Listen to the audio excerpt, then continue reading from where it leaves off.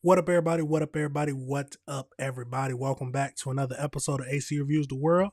I'm your host, AC the Engineer, and we are at episode 104. 104. Yep, episode 104. Moving on up. We're trying to get One Piece numbers now. One Piece numbers.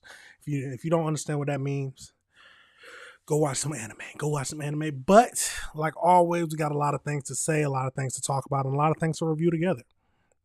The world is a crazy place. People are crazy. In general, we just gotta review this stuff together. We have to review this stuff together.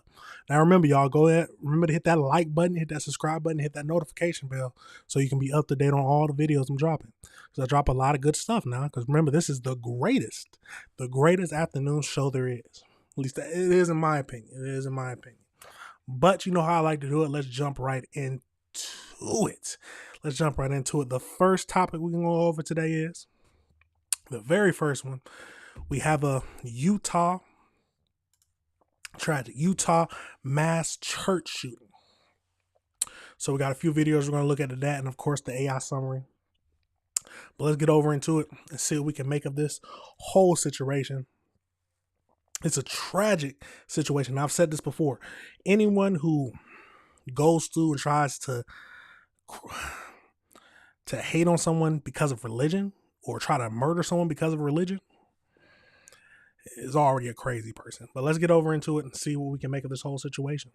Covering here at this hour, take a look at your screen. This is video coming in out of Salt Lake City, Utah, as an investigation is underway, and investigators looking for tips here after they say 2 people were killed, 6 others injured after a shooting at a church funeral. What we know so far is this happened late last night, and as of 6 a.m. this morning, no suspects have been taken into custody. We're told of the 6 who are injured, there are 3 in critical condition, adding, according to police, there's no reason to believe there is further danger to the public. Investigators speaking to the public. What makes someone shoot up a funeral? People are grieving, someone's in the ground, and they just decide to shoot up the funeral. As all of this was unfolding, and I do want to play those remarks for you now on Live Now from Fox. All right, we good? Yeah, thank you all. First, I want to say condolences to the victims lost in this incident and their families and those impacted by this incident tonight. We just want to continue to provide updates. We'll probably provide one more update after this and keep you informed on what we know. What we can tell you right now, additionally, from what you already have, is that you can't hear it? You're good. Okay. Is that all of the victims in this incident are of adult age, and so we know there were some questions there. The shooters are not in custody. We are following all leads. Our officers are working hard, and we will work until we bring these individuals to justice. We do have dozens of individuals that were attending the funeral that we are talking with right now to see if they are witnesses, if they saw anything. So we're working through that. We're following up on all leads. And again, we are confident we will bring these individuals to justice. Chief, did this happen inside from folks who were attending, or did someone come into the situation and insert themselves and open fire?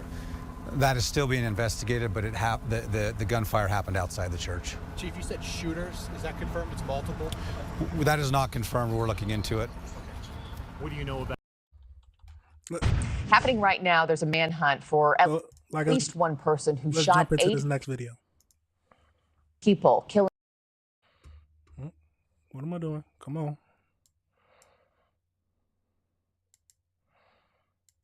Happening right now, there's a manhunt for at least one person who shot 8 people, killing 2 at a funeral in Utah.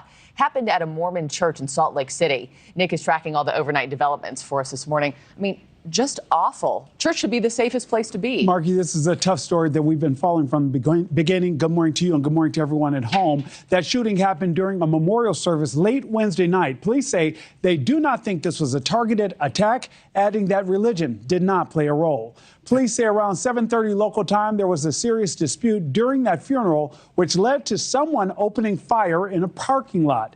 2 adults were killed and 6 others were hurt. 3 are in critical condition, and it's not known how the other 3 are doing. The Salt Lake City Police Department confirms they are looking for at least 1 suspect, and they don't believe that the shooting was random. Right now, investigators are still trying to determine if there was more than 1 shooter. One family member says he walked out of the church to find multiple cousins on the ground. Oh, tonight was a viewing from one of my cousins that passed away just a couple of days ago. And we should be taking him back to California for his actual laid to rest, his funeral. And tragic happened. 4 of my other cousins got shot, and they're pretty much, I think they're dead also. So yeah, it's crazy. This is definitely a tough one. In response, the Church of Jesus Christ of Latter-day Saints says they're aware of the shooting and working with police and extended prayers to anyone impacted. Marky? Hopefully those responsible get brought to justice. Nick, thanks so much. We'll check back in. Thank you for watching. Subscribe below and download. No matter what, it's a tragic situation. If they weren't targeting because of religion, just going to shooting up somebody at a funeral. There used to be a code against this kind of thing, but they don't care about that anymore. It's a tragic situation, absolutely tragic. Let's get over into more details about it. Mackenzie, who are you talking to? Let's hear from them. Hey, Brian. Yeah, well, first, I just want to bring your attention to this. This is the church right here, and the family has just arrived on scene. But we are going to talk to one of the neighbors who was actually living here in one of the apartments and just kind of hear his perspective on everything. So I want to ask you, kind of, what are you hearing from police? Because you can't get back into your apartment yet, right? Yeah, I actually live across the street in the house. It just blocked off. What I heard so far was just a shooting, a funeral was going on, and some type of incident happened there. Not really quite sure. I'm just trying to get home. Kind of unfortunate events, circumstances to happen, I feel like. But. And is this the first time you've seen anything like this happen? Is this very unusual? Can you kind of describe what this area is normally like here? I mean, it's mass shooting like this. I heard there's multiple people that could be possibly dead. So that's not very common at all. I mean, it's not very dangerous at all. I don't think so. I came from Las Vegas, so it's a very tame, different environment here, I would say. Yeah, because normally, one of the neighbors we were talking to said that this area is pretty quiet. Nothing like this he's ever seen before. How long have you lived here? Is that safe to say for you as well? I've been here since 2007, so yeah, I would say this is like the first time I would ever say something like this to an extent of this nature has ever happened here. Okay, and then can you kind of tell me, so you're living over here, right across the street here. He's living right across the street. We want to show you where he's living. Can you pan over there for a second? So he's living right across the street there. You can't get in. What are police saying to you when you try to get into your house? What did they say? Not much really. There's just an active event going off. Might be a few hours before you can go in.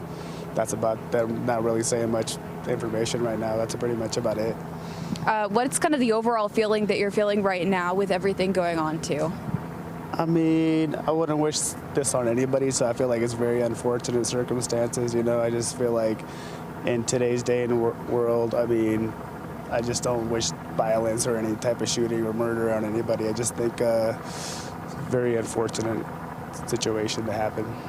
Yeah, it's always an unfortunate situation that happens. Let's get over into we're not going to watch this whole thing. Let's get over into the AI breakdown summary. So let's get over into that just so we can fill out where we can get a little bit more information. So on January 7th, 2026, a mass shooting occurred at the Salt Lake City, Utah, resulting in 2 deaths and 6 injured. The parking lot of the meeting house of the Church of Jesus Christ, Latter-day Saints, 660 North Redwood Road. So the shooting occurred around 7:30 p.m. while approximately 200 people were attending a funeral service or viewing inside for a man with ties to Southern California. Investigators stated that gunfire erupted from an altercation between individuals who knew each other and were attending the service. Police do not believe that the attack was random or motivated by religious ideas. So you got, like they said, we got 2 men killed. We got a 38-year-old and a 46-year-old, and 6 other adults were injured as of today. So no arrests have been made and the active manhunt is underway. Salt Lake City police are reviewing surveillance footage and license plates from nearby businesses to identify the suspect. The mayor and the church representatives expressed their deep concern, of course, in a sacred place. So look, we got to look at the context now. So it says that investigators stated that gunfire erupted from an altercation between individuals who knew each other and were attending the service. Police do not believe it was random or motivated by religion. So you got 2 grown men who at a funeral for someone that they knew, obviously, ended up getting into an altercation. And instead of using their words, they quick to jump to gunfire and killing each other. At a funeral. At a funeral. Seems like grown men nowadays have the same, temper or non-brain power as little children. It's a crazy situation.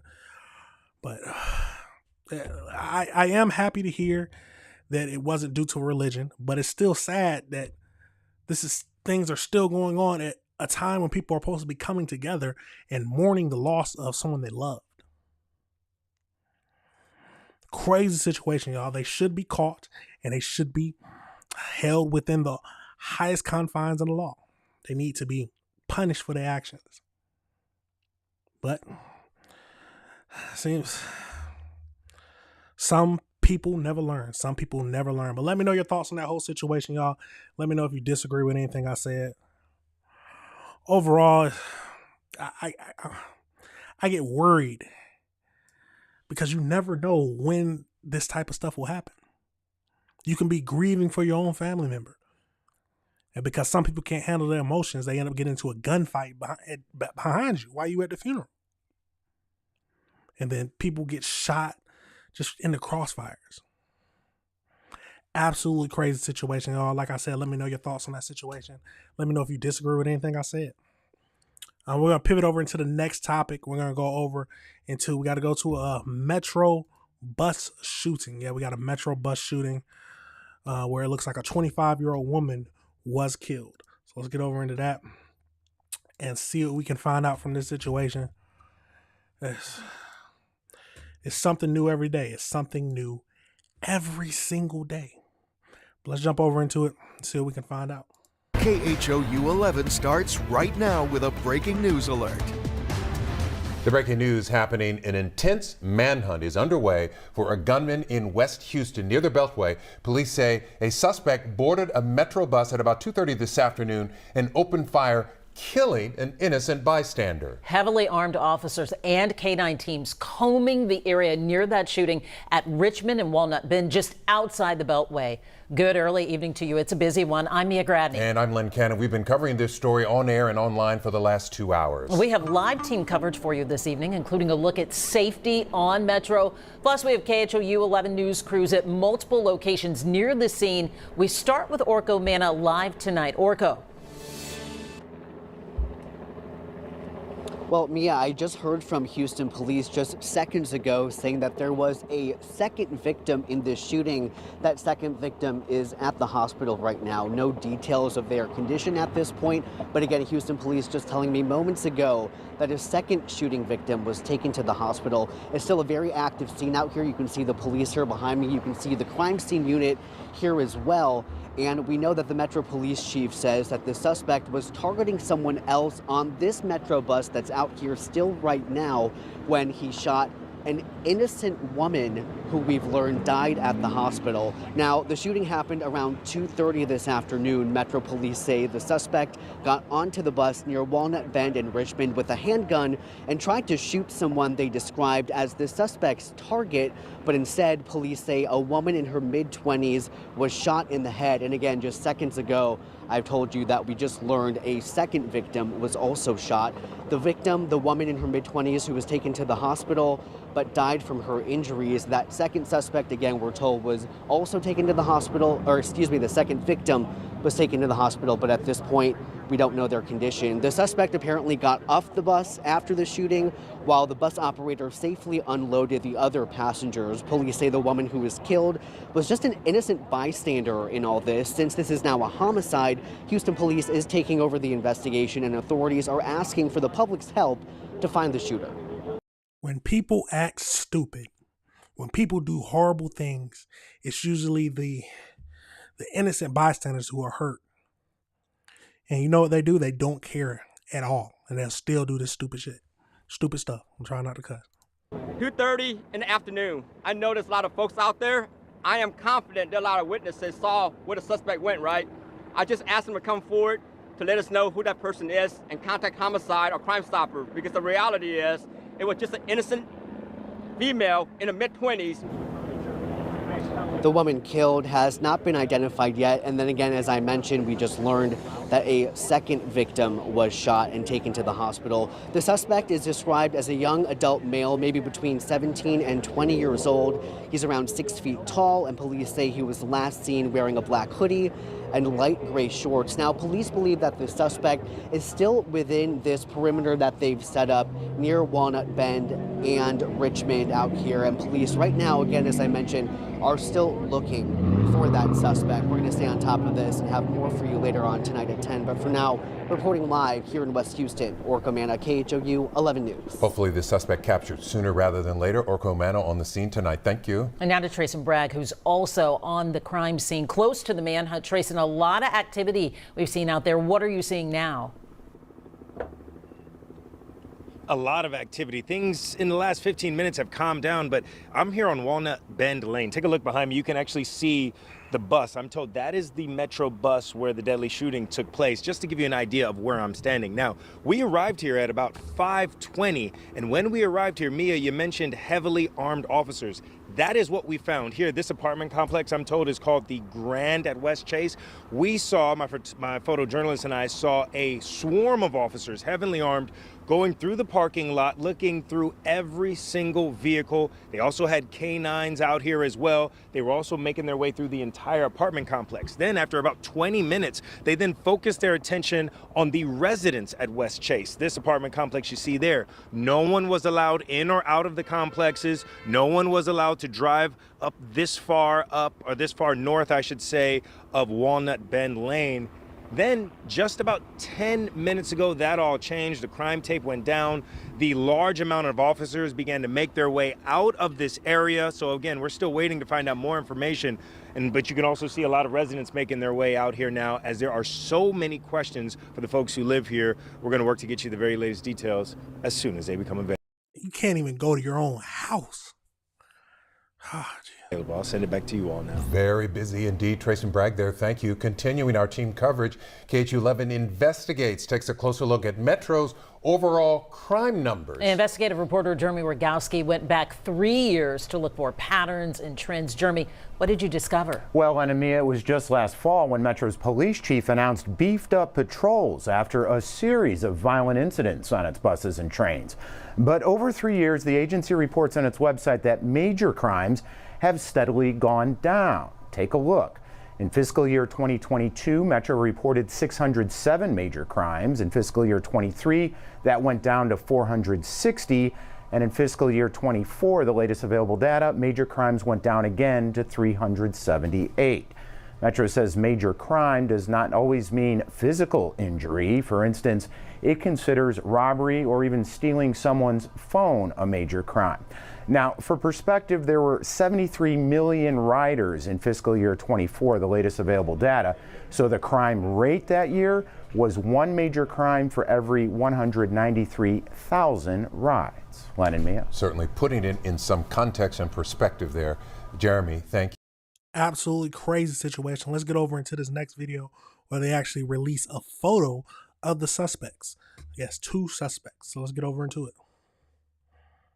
Deadly shooting on a Metro bus has sparked an intense search for what we now know are 2 suspects. Just hours ago, HPD releasing these photos of those suspects. They tell us an innocent woman was killed after gunfire broke out on board. This was yesterday about 2:30 in the afternoon. It all happened near Richmond and Beltway 8 in the West Chase neighborhood. Our Trayson Bragg joins us live along Richmond with the latest on where that investigation stands right now. Trayson.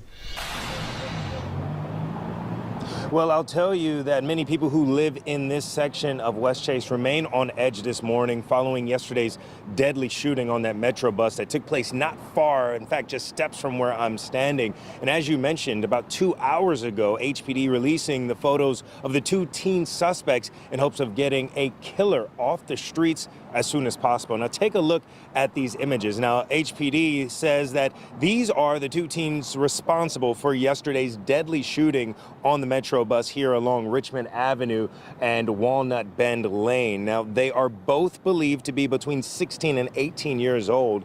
Investigators say the 2 teens got into some sort of argument on the bus that led to gunfire, but police say those bullets actually hit 2 innocent bystanders, a 25-year-old woman who tragically later died from her injuries, and a 16-year-old boy who's being treated in a hospital.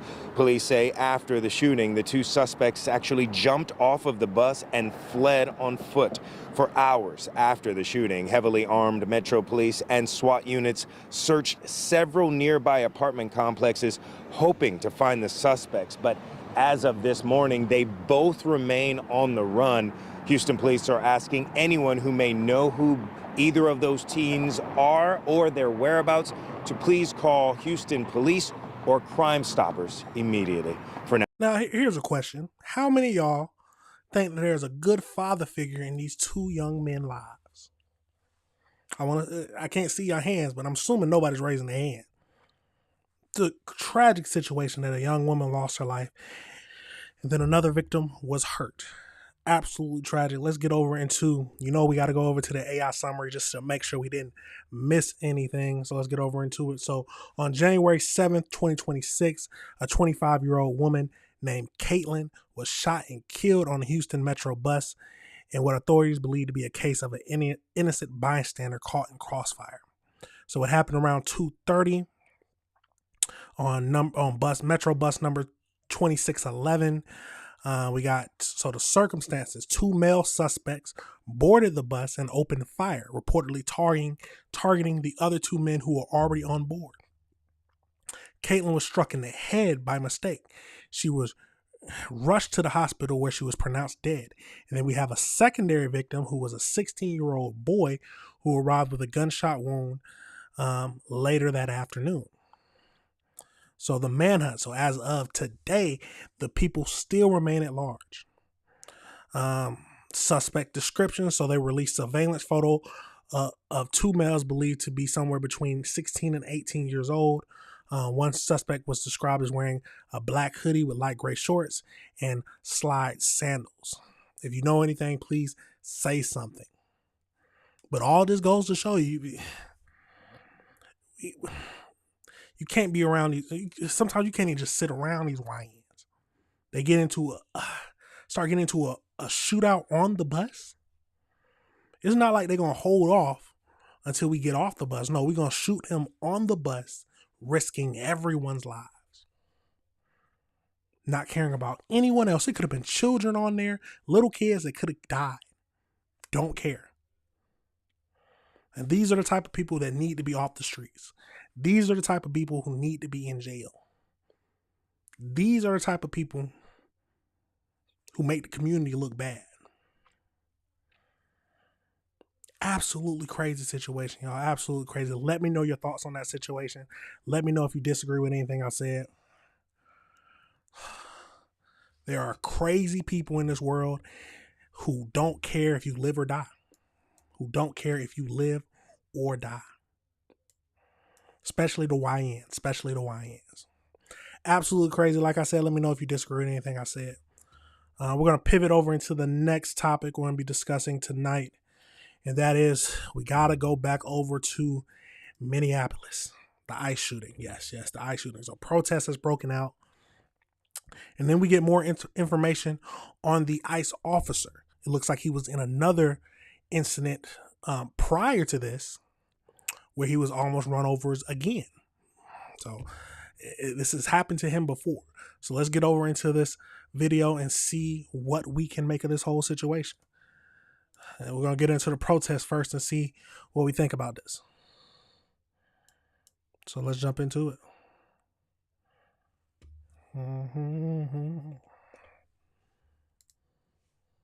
37-year-old woman by an ICE officer in Minneapolis is being painted as two very different incidents. Some are expressing outrage, calling it a senseless killing and sparking protests nationwide. Meantime, Homeland Security Secretary Kristi Noem and President Trump say the shooting was an act of self-defense, but they're now facing pushback from local officials. Christina Fan leads off our team coverage. Christina? Cindy and Mary, that woman, 37-year-old Renee Good, was a U.S. citizen, and local officials say she was not a target of Wednesday's ICE operation. What led up to the shooting is being heavily contested, with President Trump claiming she tried viciously running over an ICE officer, while state and local authorities blasted that narrative as propaganda. We'd like to warn you, the video of the shooting may be difficult to watch. In South Minneapolis, hundreds of mourners turned out for a vigil where 37-year-old Renee Good was shot and killed by a federal officer Wednesday morning. Anger, sadness, frustration. In this graphic cell phone video, you can see ICE agents approach a red SUV partially blocking the street and attempt to pull Good out. No! But she starts to drive off. 3 shots are fired and the SUV slams into a parked car.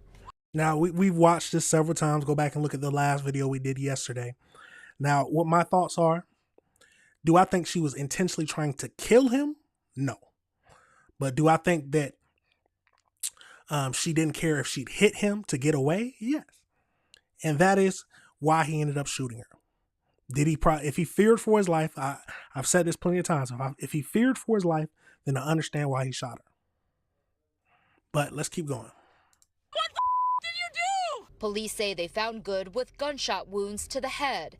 Department of Homeland Security Secretary Kristi Noem said the officers were attacked first. It was an act of domestic terrorism. An officer of ours acted quickly and defensively shot to protect himself and the people around him. But witnesses say what they saw contradicts with that account. I just can't let this narrative that it was self-defense go any further, because it's absolutely not what it was. And yeah, my neighborhood, my neighbors, we're all going to be pretty traumatized from this for a long time. More than 2,000 federal agents have been deployed to the Twin Cities to conduct immigration raids and help with a widening fraud probe. Mayor Jacob Fry had this message for them. To ICE, get the out of Minneapolis. We do not want you here. Secretary Noem says it will be up to the FBI to decide if body camera video is released. She also said the officer who shot and killed the woman was previously hit and dragged by a vehicle back in June. Back to you, Mary. And Christina, continuing our coverage now, we turn live to reporter Frankie McClister in Minneapolis, where protests are expected to continue today. First, tell us a little about that neighborhood where this happened. Yeah, hi there, Mary. We are located south of the area where it happened. So I'll describe to you where exactly that did occur. It's a pretty residential neighborhood south of the downtown area where it's just a lot of city blocks with a lot of different homes and actually near a popular park called Powderhorn Park if individuals are familiar with the Minneapolis-St. Paul area. The thing that's interesting about the area that this occurred is it actually occurred 1 mile north of where George Floyd died back in 2020. So we actually, as I mentioned, are not in that area at this time. We are south, actually, next to MSP International Airport at the Federal Immigration Court, as we are expecting to see demonstrators and a lot of community members come here at 7 a.m. today to protest the incident yesterday. This building behind us has seen a lot of activity in the past month or so, and when Secretary Kristi Noem comes here to Minneapolis, a lot of times this is where she speaks. And we saw both vigils and protests in the city yesterday. So tell us again, what are you expecting in the city today? It begins at 7, you said? Yeah, it starts at 7, right behind us right here. This is just what we're hearing as we unfold. As you know, the videos get more and more views. Information comes out, and a lot of people end up planning different things. But at 7 a.m., demonstrators and community members are told to come to the Federal Whipple building. We're unsure if they are going to march from the Whipple building here to another part of the city. Back in 2020, a main thoroughfare here in Minneapolis called Lake Street saw marches, and then actually a highway here, 35W, was shut down due to marches too. So a lot of people on edge here in Minneapolis, rightfully so, as back in 2020 they saw a video circulating similar, as you could say, to this such that has people up in arms on both sides of the spectrum. It's a crazy situation no matter what it is. Let's get over into this next video. I want to get right to our Julia Ainsley, our senior Homeland Security correspondent. And Julia, I understand you have new reporting now on the officer who fired the gun. That's right. So we don't have the name of the officer yet, but I have been told to look at, and I have in front of me now, details of an incident that the DHS is now saying this officer was involved in June. It was also in Minnesota. It was in Bloomington, Minnesota, when ICE was targeting someone who they said was a convicted sex offender. They were going after this man. This officer, the same officer who fired the shots in this incident yesterday, broke the back window of the car of the target of this man, and then the man went into drive and dragged this officer more than 50 yards. And so this person was later brought up on those charges, and we have the charges. We're going through them now, Hallie. This just came in, so still getting more details. But this, of course, is what Kristi Noem was referencing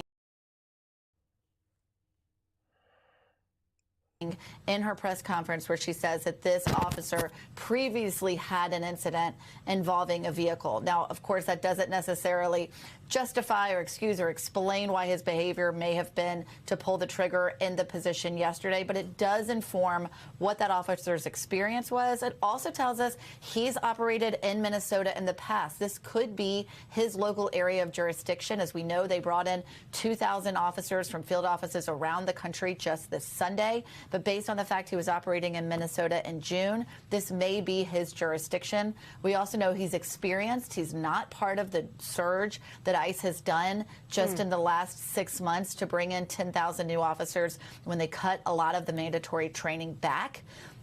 They went from a 13-week program to a 6 to 8 week program. This is someone who's been with ICE for a long time, but he was previously dragged more than 50 yards just in June of last year, Hallie. So we thank you. So they can't say anything about the training. Let's get over into this last video where we actually get to see the prior incident where he was dragged. So let's get over into that. In the past few minutes, we've learned the governor has authorized the National Guard to be staged and ready in case they're needed. And while they are being staged, it's important to note you will not see Guard members on the street unless the governor later deploys them. The governor also mobilized 85 members of the State Patrol to help with local law enforcement. Here's what else is happening this afternoon. A memorial is growing in the neighborhood where 37-year-old Renee Good was killed yesterday. Protests continue and more are planned for the evening and the days ahead. Minnesota leaders continue to call for ICE to get out of Minneapolis. And we do know ICE activity is underway as their immigration operation continues today. Meanwhile, leaders in Washington, including the vice president, say they are standing with ICE Today, the state said it has also been taken off the case, and the FBI is the only agency investigating the shooting. We have several teams covering this story and key updates with local and federal officials today. We have also been able to confirm the identity of the ICE agent who fatally shot Renee Good. We know he was involved in another incident in June in Bloomington, where a wanted man dragged him about 300 feet with his car, injuring him to the point of needing 30 stitches. That home security video you just saw shows that driver taking off. Senior investigative reporter Jennifer Merrily is looking into what happened in that case and also more on this officer involved. Jen? Yes, and here's what we know about the case and the agent. Secretary of Homeland Security Kristi Noem said yesterday the agent involved in the fatal shooting was injured in June while trying to make an arrest during a traffic stop. Now, according to court documents, that agent's name is Jonathan Ross. CBS has confirmed the agent was a member of the Special Response Team. Now, that's a trained tactical unit within ICE enforcement and removal operations. So let's take a look at that video again of that traffic stop. This happened in Bloomington in mid-June. Federal prosecutors say the driver tried to escape during an attempted ICE arrest, driving off and dragging the officer. Now, the driver was charged with assault on a federal officer with a dangerous or deadly weapon. Now, according to the complaint, these images show the officer's hand in the vehicle. It also says he used his spring-loaded window punch with his right hand and broke the driver's side rear window. You can see that broken window there in the pictures. From there, the driver takes off with the agent hanging from the car. Here's a look at Ross in the hospital. Documents show he needed 20 stitches in his right arm, another 13 in his left hand. So what else do we know? Well, Noem called the agent a veteran officer and said he's experienced. We're told he is based in Minneapolis. And often during an investigation, the identity of the officer will officially be revealed, along with how long they've been on the job. Jen, too, some really significant developments today with the actual investigation into the shooting. Absolutely. Now, the investigation was originally to be a joint investigation between the Minnesota Bureau of Criminal Apprehension, or BCA, and the FBI. This morning, we learned from the BCA the U.S. Attorney's Office decided the investigation will be conducted solely by the FBI. The BCA said it was told it would no longer have access to case materials, evidence, and more. The agency said without access, it would be near impossible to conduct an investigation. So the agency has withdrawn from the investigation. Commissioner of Public Safety Bob Jacobson said the FBI does have that evidence and the investigative notes, and says it has not been shared with the BCA. It's a crazy situation. We're not going to watch the whole video. Let me know your thoughts on that whole thing, y'all. It's a crazy situation. I still think, no matter what you say, no matter if you agree with me or not, if the officer feared for his life and he thought that he was going to get hurt or get deadly injured, I understand why he shot him. It's still a tragic situation. At the end of the day, I think that she should have just got out of the car. All this would have been fine. She would have got out of the car. They would have probably arrested her if she was disturbing the ICE operations. She would have went to jail for a little while or been in holding, and she would have gone about her day. But it is a tragic situation that a woman lost her life. Absolutely crazy, y'all. Let me know your thoughts on that situation. Let me know if you disagree with anything I said. We're going to pivot into the last topic we're going to be discussing today, the very last one. And we got a man killed while gardening. Can't even garden in your own house. Can't even garden at your own house no more. Killed while he was gardening at his house. So let's get over into that. We got two videos where the last one is where the suspect appeared in court. So let's get over into that and see what we can make of this whole situation. Let's get into it. Let's get into it. Killing 60 accused of shooting and killing 64-year-old Harold Witt Harper. West News' Haley Krummelholm is live at the police department tonight. And Haley, you spoke with the police chief. What do you have to say? So he said this all appears to be random. This is all rapidly unfolding. Like you said, in the last hour and a half, we saw Isaac Ezekiel Toy, that suspect, be let out of this door in handcuffs and put into a police cruiser. The chief said that they received multiple calls, 2 calls within minutes of each other to the same neighborhood, both they believe involving Toy. The first was for a suspicious person that the caller believed had a gun, and the second call was for this shooting. And the chief said there was potential for more people to be harmed today. That initial caller, as well as the victim, Harold Witt Harper's wife, who had been in the yard with him just moments before he was shot. Do you have anything to say, Mr. Toy? Isaac Ezekiel Toy was walked out of the Ocala Police Department in handcuffs Wednesday night. He didn't say a word about what he's accused of, killing 64-year-old Harold Witt Harper, who was in his own front yard. It appears that he was doing nothing more than gardening in his front yard and was senselessly killed. This is, I've been here for almost 32 years, and I've never seen anything like this. Ocala Police Chief Mike Balkin said a call came in about a suspicious person around 3:34 Wednesday afternoon on Southeast 3rd Street who tried to wave down a person pulling out of their driveway. As he was pulling away, he observed the subject doing something suspicious, appearing to manipulate a handgun and possibly chamber around in that handgun. Officers were immediately dispatched to the area. As officers were arriving in the neighborhood within 3 minutes of that first call, the police chief said, we received a second call in reference to a shooting. That second call originated just down the road. This is about a block away to the east. It involved our victim who had been shot. Because officers were so close by, he said they were able to find Toy walking away from the shooting scene. He matched the description of the man from the first call to police, and the chief said he had a gun on him. At the end of the day, if you see something, say something. You think they're suspicious and you scared of what they're going to do, hey, better to call the cops. And look what happened. The suspicious person who they were worried about ended up killing someone. Now, will it always end up like that? No. But it's better to be safe than sorry. At least that's my opinion. But let's keep going. The chief said they haven't identified any motive. They don't believe Toy and Harper knew each other or even had any interaction in the yard before Harper was shot. This horrific incident appears to be a random act of violence. There is no indication, I'll repeat that, there's no indication that this was a targeted attack. Toy now faces 2 counts of aggravated assault and 1 count of second-degree homicide. What is with all this random murder? Is it just something in the air that's just making people want to kill a random person?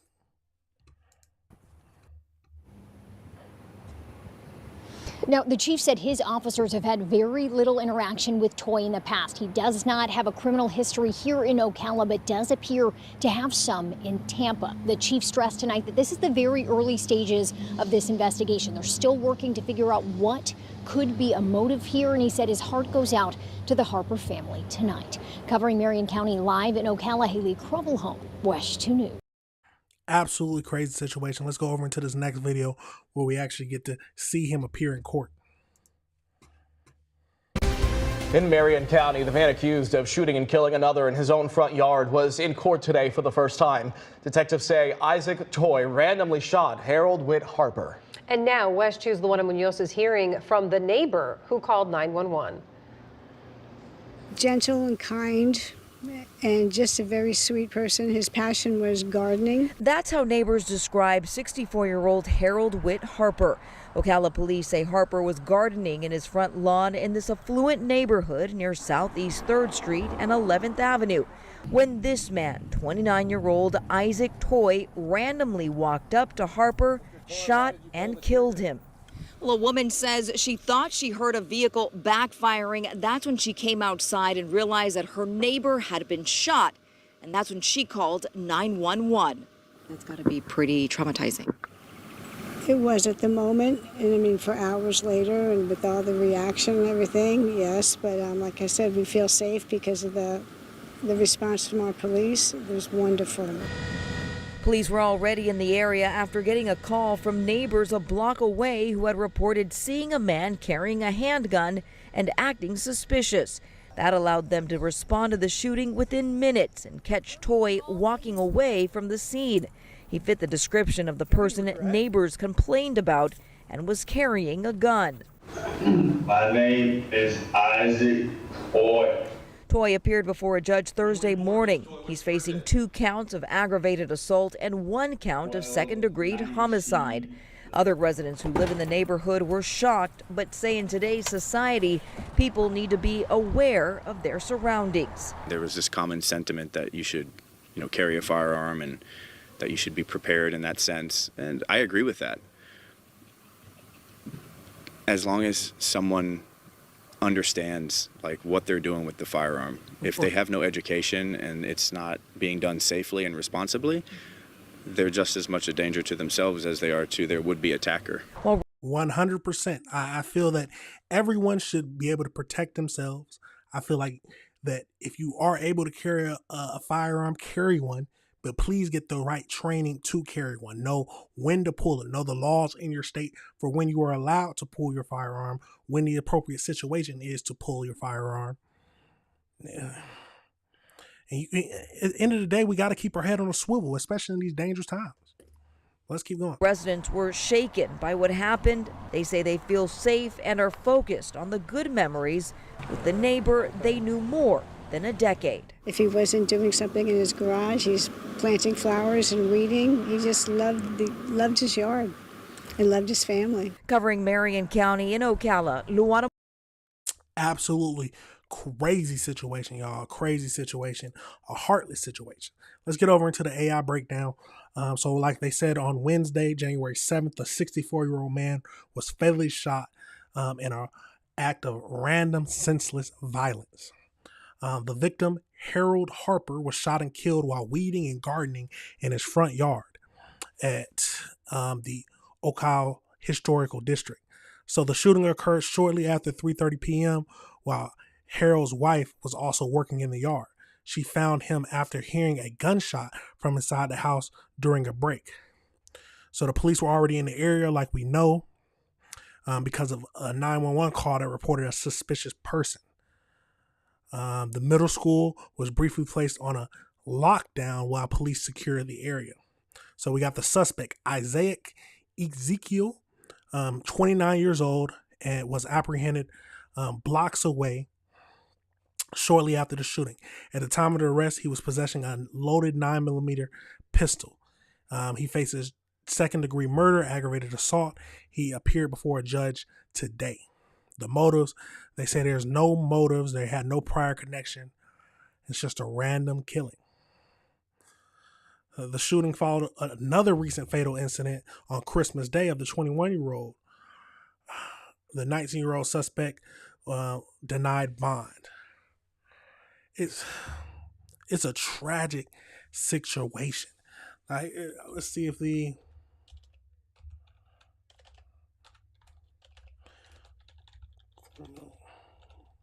see if we got any criminal history on him or if they mention anything about his criminal history. Ezekiel has no local criminal record in Ohio, according to the statement made by the police and the state attorney office during his January 2026 arrest. However, authorities have noted the following regarding his background. So we got prior history elsewhere. So while he lacks a record where the shooting was, he indicates that he is believed to have a criminal history in Tampa, Florida.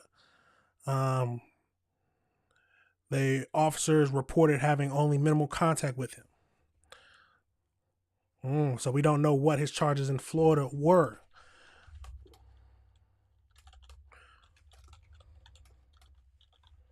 They're probably not going to know that. Do we know what happened in Tampa? While the police, he does have a record in Tampa. Public records following his 2026 arrest showed the following about his Tampa history. Specific charges: he has at least one prior charge for battery on a law enforcement officer in Tampa. Okay, so battery on a law enforcement officer in Tampa.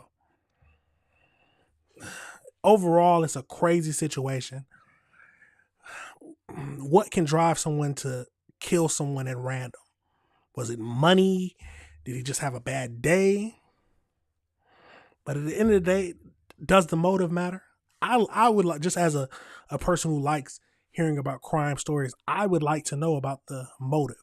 But at the end of the day, the suspect is caught and he needs to spend the rest of his life in jail. the rest. I don't want to hear any of that slap on the wrist. Especially I don't want to, because he did look a little, so I don't want to hear any of that mental health. Even if he does have mental health problems, he needs to be in the mental health facility for the rest of his life. At least that's my understanding on it, and that's how I feel. That's how I feel about it. But like always, I say, let me know if you disagree with anything I said. Let me know how you feel about it. It's a tragic case. A husband lost his life. Probably a husband and father lost his life gardening, doing something just outside your own house, minding his business.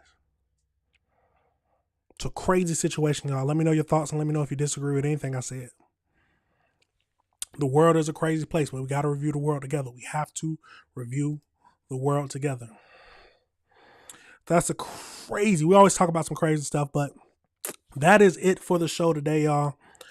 Like always, we talk about some wild and crazy things that we need to review, and we need to learn how to move our lives around this stuff. Now, like I always say, if you disagree with anything I said, please let me know. Let's have a conversation about it. If you disagree, if you think I said something wrong, please tell me. This is not an echo chamber. This is a place where we can have discussions. Remember, y'all, this is, I did it right this time. AC Reviews the World. See, I almost did it backwards. AC Reviews the World, and I am your host, AC the Engineer. I didn't light it up this time because we don't have to worry about that. But this is AC Reviews the World, and I am your host, AC the Engineer. And remember, if y'all ever have any videos y'all want me to review, send them over to my email, acreviewstheworld@gmail.com, a dot after the A and a dot after the C. Remember to hit that like button, hit that subscribe button, and hit that notification bell so you can be up to date on all the videos I drop. It's a crazy time, y'all. We got to review the world together. We have to review the world together. But that is it for the show now. Like y'all already know, these videos will be broken down, and I got to play the outro. Y'all already know it's a tradition. We got to play the outro.